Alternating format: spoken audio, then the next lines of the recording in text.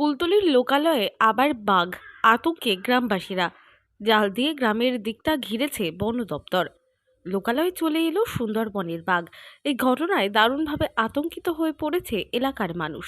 কুলতলি ব্লকের মইপিট বৈকুণ্ঠপুর গ্রাম পঞ্চায়েতের নগেনাবাদ ৯ নম্বর মুলার জেটি ঘাটের কাছে রবিবার বিকেলে স্থানীয় রাজকুমার সাপুই নামে এক যুবক বসেছিল। ঠিক তখনই তার নজরে আসে যে জেটি ঘাট সংলগ্ন শ্মশান ঘাটের কাছে একটি বাঘ গ্রামের দিকে ঘোরাঘুরি করছে। মানে মইপিট নগেনাবাদ সর্দার হিল এবং আমাদের গঙ্গার এতে একটা বাঘ মানে জেটি থেকে ফিরিয়ে এপার থেকে এপারে চলে গেছে। আসতে আমার ভাইপো মানে সেই বাঘটাকে দেখে সাইকেল থুয়ে পালিয়ে গেছে। তারপরে গিয়ে ফোন করলো, বলে ভাইপো কাকা যেটা বাঘ খেয়েছে। রে বাঘ খেয়েছে? বলে হ্যাঁ, আমি সাইকেল ফেলে দেখতে লেগেছি আতঙ্ক ভয়। সেই অবস্থায় বাঘ বাঘ চিৎকার করে ওই যুবকটি সাইকেল ফেলে দৌড়ে বাড়িতে চলে যায়। মুহূর্তের মধ্যে গোটা এলাকায় ছড়িয়ে পড়ে বাঘ ঢোকার ঘটনা।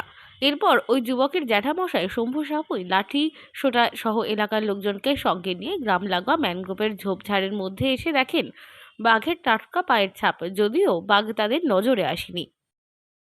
মানে বাঘটা এসে দেখলুম বাঘটা জঙ্গলের ভেতর ঢুকে গেছে।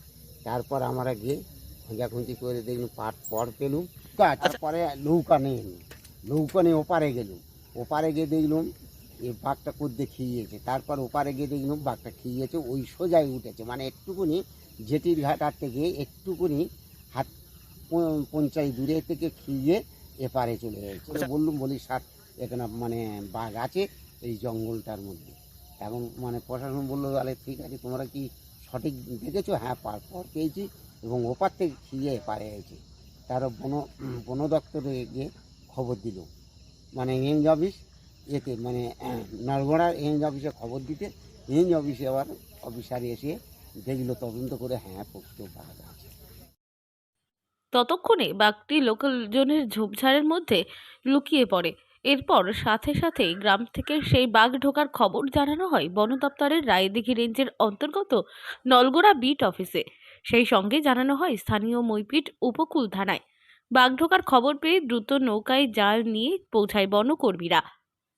জেটি ঘাটে চলে আসে পুলিশ কর্মীরাও। এরপর যাতে বাঘটি কোনোভাবে রাতের অন্ধকারে গ্রামের মধ্যে ঢুকতে না পারে, সেই জন্যেই গ্রামের দিক বরাবর লাইলনের জাল লাগিয়ে দেওয়া হয়। যদিও গ্রামের দিকে জালের কাছে চলে এসেছিল বলেই দাবি গ্রামবাসীদের। বাঘটি মূলত বৈঠাভাঙি জঙ্গল থেকে বেরিয়ে ঠাকুরার নদীর শাখা ওরিয়ান নালা পেরিয়ে ওই এলাকায় ঢুকে পড়েছে।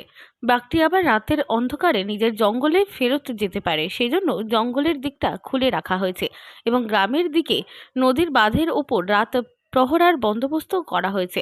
সোমবার সকাল হলে আবারও পায়ের ছাপ দেখে বাঘের অবস্থান জানার কাজ শুরু করবে বন দপ্তরের কর্মীরা। দক্ষিণ ২৪ পরগনা থেকে সুমন সাহার রিপোর্ট, লোকাল ১৮ বাংলা।